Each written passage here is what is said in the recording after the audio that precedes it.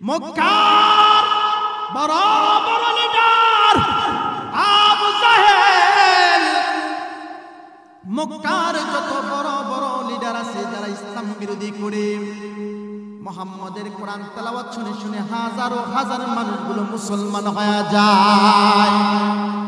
আবু জাহেল কই, আরে কি সুন্দর তেলাওয়াত করে মুহাম্মদ, হে মুসলমান। আবু জাহেল প্রতিদিন মুহাম্মাদের বাড়ির পিছনে গিয়ে কোরআন তেলাওয়াত শুনে, সাইবা কোরআন তেলাওয়াত শুনে, উতবা কোরআন তেলাওয়াত শুনে, মুগীরা কোরআন তেলাওয়াত শুনে। রে মুসলমান, আল্লাহর নবী বিশ্ব নবী রাহমাতুল লিল আলামিন রাতের বেলা যখন নামাজে দাঁড়াইয়া দাঁড়াইয়া কোরআন তেলাওয়াত করে, কোরআন তেলাওয়াত সুন্দর করে আলহামদুলিল্লাহি রাব্বিল আলামিন আর রহমানির রহিম মালিকি ইয়াউমিদ্দিন ইয়্যাকা না'বুদু ওয়া ইয়্যাকা নাস্তাঈন ইহদিনাস সিরাতাল মুস্তাকিম সিরাতাল লাযীনা আন'আমতা আলাইহিম গায়রিল মাগদুবি আলাইহিম ওয়ালাদ-দাল্লিন।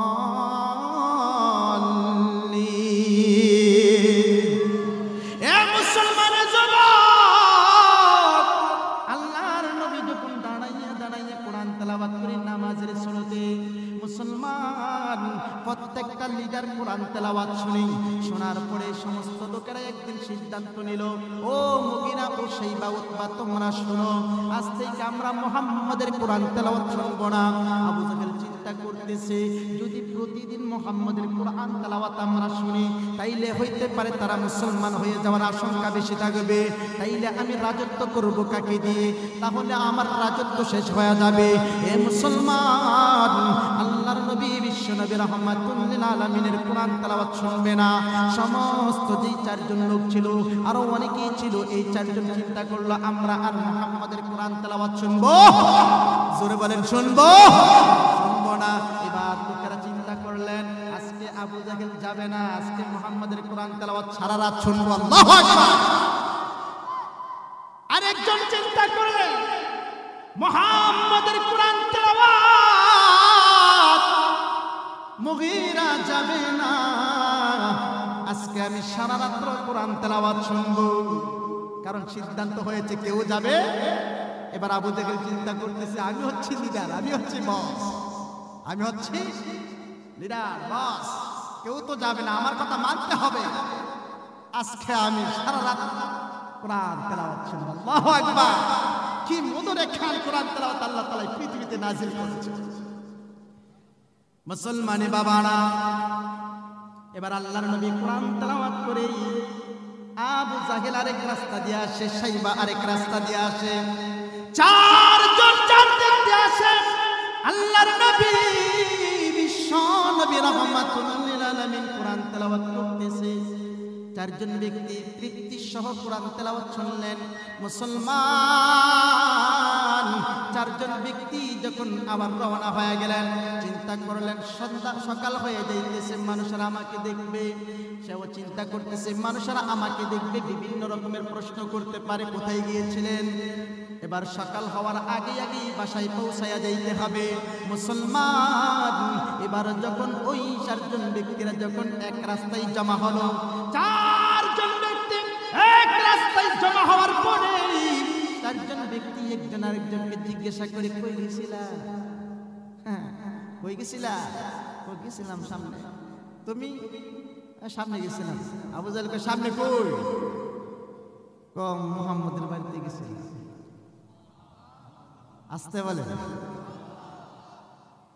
কতরে পারলাম না, বাধা দিয়ে রাখতাম। কামনে আমিও গেছি। আবু জাহেল কি মুহাম্মাদের কোরআন ছেড়ে কথা বলেন ঠিক না? এই কোরআনটা গোটা পৃথিবীর জন্য আল্লাহ তাআলা উন্মুক্ত করে দিয়েছে। যারাই চাইবে তারাই মহা গ্রন্থ আল কোরআনুল কারীম পড়বে, কি বলেন ঠিক না? বিশ্ব নবী রাহমাতুল লিল আলামিন দ্বীনের দাওয়াত দেয়, মানুষগুলো দ্বীনের দাওয়াত শুনিয়া শুনিয়া মুসলমান হয়ে যায়। এ মুসলমানের যুবক, আল্লাহর নবী বিশ্ব নবী রাহমাতুল লিল আলামিন আস্তে আস্তে করে দিনের দাওয়াত দেয়। আর ওই দিক দিয়ে আবু জাহেল সম্মেলন বইছে, বৈঠকে বসছে। বসার পরে ঘোষণা দিয়ে দিলেন, কে মুহাম্মদের কল্লাটা আনতে পারবে? আর সহ্য করা যাইতেছে না, মুহাম্মদকে কতল করতে হবে। এমন যুবক সমাজের ভিতরে আসেনি। একটা লোক দাঁড়াইয়া গেল, ওমর বলতেছে, আবু জাহেল, মুহাম্মদের কল্লা যদি আনা যায় তাইলে কি পুরস্কার দেওয়া হবে? এবার আবু জাহেল বলতেছে, তুমি যা চাইবা তাই তোমাকে দেওয়া হবে। এবার ওমর মুহাম্মদের কল্লা আনার জন্য প্রতিজ্ঞা করেছিল। এবার ওমর যখন রওনা হয়ে গেল মুহাম্মদের কল্লা আনার জন্য, আর ওই দিন আল্লাহর নবী বিশ্ব নবী রাহমাতুল লিল আলামিন আল্লাহ তাআলার কাছে ফরিয়াদ করতেছে, মালিক, ওই দুইজন ব্যক্তি থেকে যে কোনো একজন ব্যক্তিকে তুমি হেদায়েত দান করে দাও। ও মালিক, হয়তো আজকে ওমরকে হেদায়েত দান করবা, আর না হয় আবু জাহেলকে হেদায়েত দান করবা। এই দুইজন ব্যক্তি থেকে যে কোনো একজন ব্যক্তি হেদায়েত যদি হয়ে যায়, ও মালিক, তাইলে ইসলামটাকে সুন্দরভাবে সমাজের মাঝে দাওয়াত দিতে সহজ হবে, ইসলামটাকে মানুষের কাছে পৌঁছাইয়া দিতে সহজ হবে। আল্লাহর নবী বিশ্ব নবী রাহমাতুল লিল আলামিন এই দোয়া যখন আল্লাহ তাআলার কাছে করতেছে, আল্লাহ তাআলাও চিন্তা করলেন মুহাম্মদের দোয়া কবুল করবে।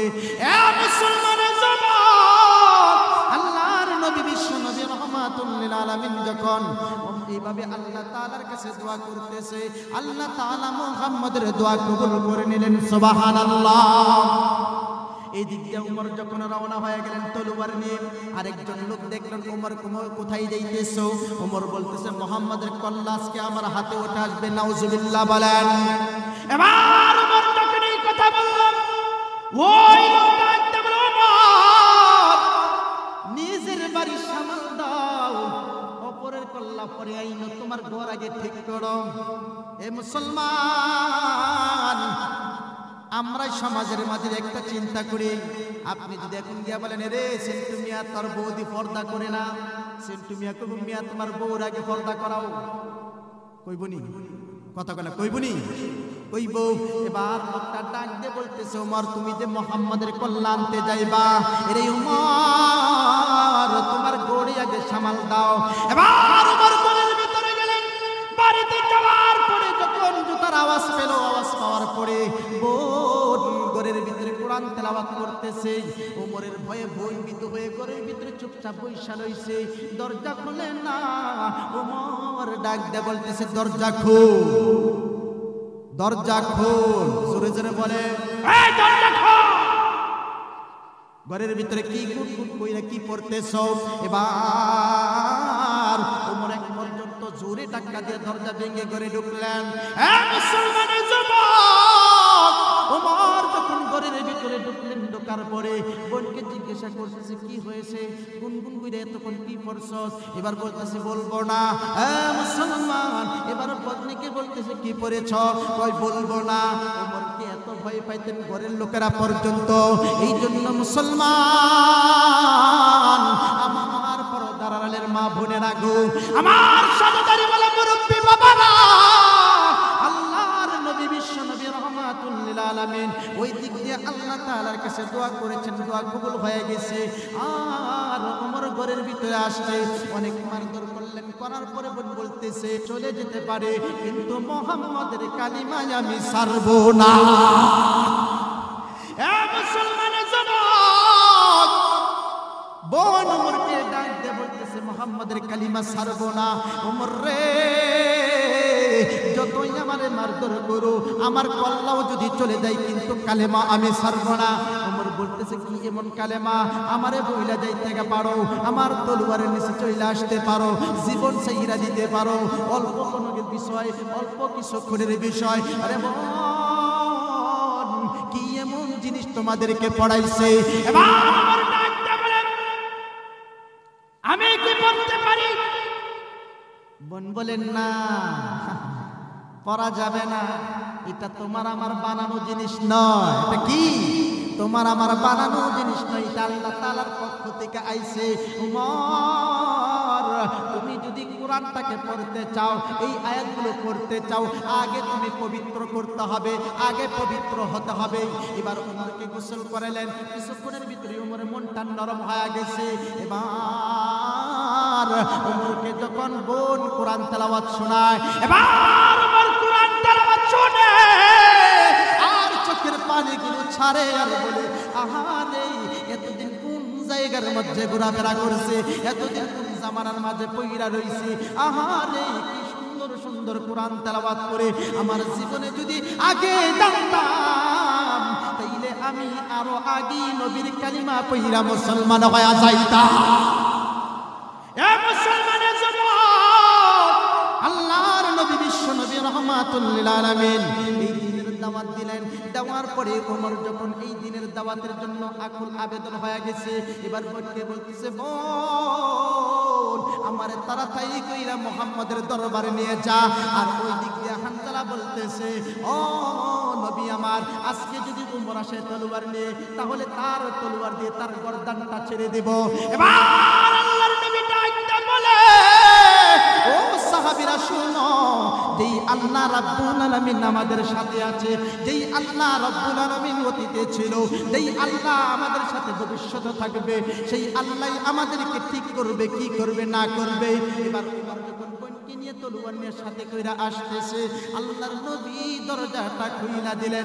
সাথে সাথে দরজাটা খোলার পরে নবী আমার দরজার সামনে যখন দাঁড়াইয়া গেলেন, ওমর তলোয়ার নিয়ে আগাইতেছে, সাহাবীরা উপস্থিত হয়ে আছে।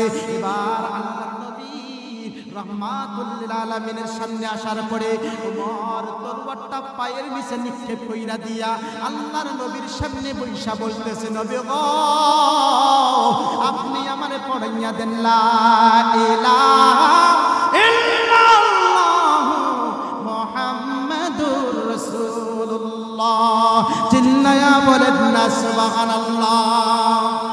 আমার আল্লাহর নবীর দোয়া কে কবুল করেছে? আর আওয়াজ করে বলেন কে? আমার আল্লাহ তাআলা কবুল করেছে। এই জন্য দুনিয়ার একটা রহমত, দুনিয়ার একটা হেদায়েত। এ মুসলমানের যুবক, আমার আল্লাহ রাব্বুল আলামিন এই উমরকে দিয়ে অর্ধ জাহানের বাদশা বানাইছিলেন, কি বলেন ঠিক কিনা? এবার আল্লাহ